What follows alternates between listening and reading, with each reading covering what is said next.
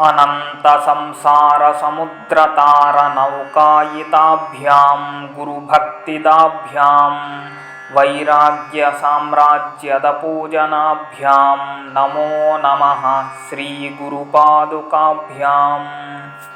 कवित्ववारासिनिशाकराभ्यां दौर्भाग्यदावाम्बुदमालिकाभ्यां दूरीकृतानम्रविपत्तिताभ्यां नमो नमः श्रीगुरुपादुकाभ्याम्।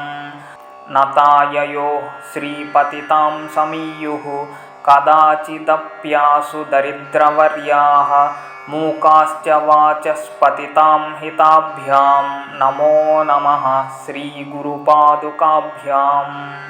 नालीकनीकाशपदाहृताभ्यां नानाविमोहादिनिवारकाभ्यां नमज्जनाभीष्टततिप्रदाभ्यां नमो नमः श्रीगुरुपादुकाभ्याम्।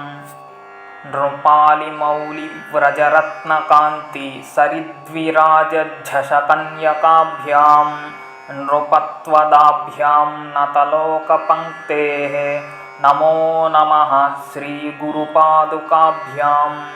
पापान्धकारार्कपरम्पराभ्यां तापत्रयाहीन्द्रखगेश्वराभ्यां जाड्याभिसंशोषणवाडवाभ्यां नमो नमः श्रीगुरुपादुकाभ्याम्।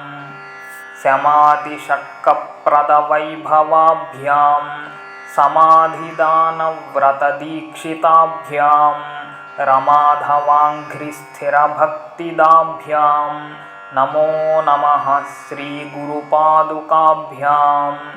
स्वाच्चापराणामखिलेष्टदाभ्यां स्वाहा सहायाक्षधुरन्धराभ्यां स्वान्ताच्छभावप्रदपूजनाभ्यां नमो नमः श्रीगुरुपादुकाभ्याम्।